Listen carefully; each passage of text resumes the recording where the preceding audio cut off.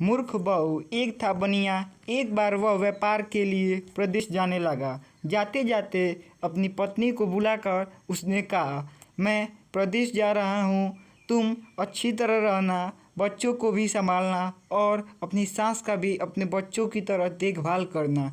याद रखना, माँ से कोई काम मत करवाना।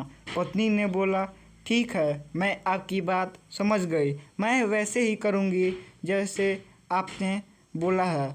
आप आराम से जाइए। पत्नी ने बात ध्यान में रखी। बनिया तो चला गया। बहू ने दूसरे दिन माँ जी से कह दिया, माँ जी, आपके बेटे ने मुझसे कह गए हैं कि माँ को अपने बच्चों की तरह संभालना और उनको कोई काम मत करने देना। अब आप घर का कोई काम मत कीजिए। आप तो इन बच्चों के साथ खेलिए, खाइए और मौज करिए। माँ जी गहरे सोच में पड़ गई। फिर बोली, बहू ठीक है, अब मैं ऐसा ही करूँगी। कुछ दिनों के बाद बहू ने अपनी बेटी के कान छिदवाए। उस समय बहू को अपने पति की यह बात याद आई कि माँ को बच्चों की तरह ही संभालना है। इसलिए बहू ने माँ जी के कान छिदवाने की बात सोची। उसने माँ जी से कहा, माँ जी चलिए आपके कान छिदवाने हैं। यह सुनकर माँ जी घबरा उठी। उन्होंने बहू से कहा, बहू मुझे अपने कान नहीं छिदवाने हैं, क्या अब अपने इस बुढ़ापे में मैं कान छिदवाऊं? बहू बोली, जी नहीं माँ जी, आपको यह करना ही होगा। मैं नहीं चाहती कि आपका बेटा मुझसे कुछ कहे, इसलिए आपको मैं अच्छी से देखभाल करूंगी। मेरी दोनों आंखें बराबर हैं, जैसे लड़की है वैसे ही आप भी हैं। माँ जी मन ही मन में समझ गई और सुनार के पास बैठकर उन्होंने अपने कान छिदवा लिए। सुनार ने कान छेड़े और कान में धागा भी डाला। बहू जिस तरह रोज रोज लड़की के कान में तेल लगाती थी, उसी तरह माँ जी के कान में भी लगाती रही। थोड़े दिन बाद बहू ने अपने बेटी के लिए बाली बनवाई तो उसे अपने पति की बात याद आई और फिर उसने माँ जी के लिए भी एक बाली बनवाई और कहा, आइए आपको यह बाली पहना दूँ। माँ जी ने कहा, बहू मुझको बाली क्यों पहनाती हो? मैं बूढ़ी हूँ, मुझको इसकी ज़रूरत नहीं है। बाली तुम अपनी बेटी को पहनाओ, मुझको नहीं पहनानी है। लेकिन बहू नहीं मानी। ज़बरदस्ती करके माँ जी को बाली पहना ही दिया। इसके पश्चात माँ जी छोटे बच्चों के साथ अपना मनोरंजन करती, घूमती खेलती और कई तरह के मौज मस्ती करती। बहू ने एक बढ़िया दिन देखकर अपने बेटे को नाई से चोटी रखवा ली। फिर बहू को माँ जी की याद आ गई। माँ जी बच्चों के साथ खेल रही थी।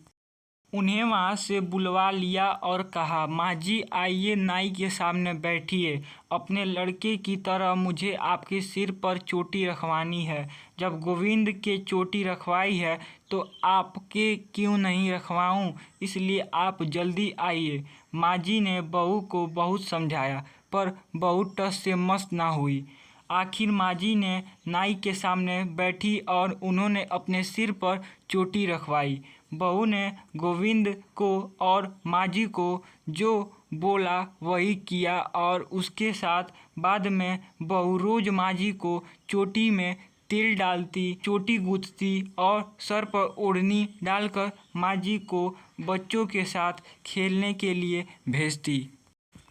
जब खाने का समय होता है तो बहू उनको आवाज़ देकर बुलाती और ऐसा ही रोज़ का हाल था। जब बेटा घर वापस आया तो सबसे पहले उसने बहू से माँ के बारे में पूछा कि माँ कैसी है और कहाँ है, मुझे उनसे आशीर्वाद लेना है। बहू ने बताया, माँ जी तो बच्चों के साथ खेल रही हैं, यही कहीं होंगी। बेटे ने पूछा, क्या कह रही हो? माँ गली में खेलने गई हैं।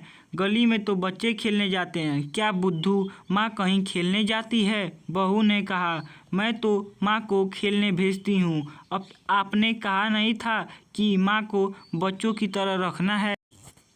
मैंने तो लड़की की तरह ही माँ के भी कान छिदवाए हैं और कानों में बालियाँ पहनाई। जब लड़के की चोटी रखवाई तो मैंने माँ के भी चोटी रखवा ली। जब मैं सबको खेलने भेजती तो माँ को क्यों ना भेजूं। मुझको सबके साथ एक साथ व्यवहार करना चाहिए। पति समझ गया कि उसकी मूर्ख स्त्री की अकल का दिवाला निकल गया। बाद में पति के कहने पर बहू ने माँ को पुकारा। माँ जी गली में से खेलती खेलती आईं और अपने बेटे को देखकर उनकी आंखों में आंसू छलछला आए। माँ की हालत देखकर बेटा भी दुखी हो उठा। बहू की मूर्खता के लिए बेटे ने माँ से माफ़ी मांगी और बहू को बड़ी उल्टी सीधी बात सुनाई। अगर कहानी पसंद आए तो लाइक सब्सक्राइब जरूर करें।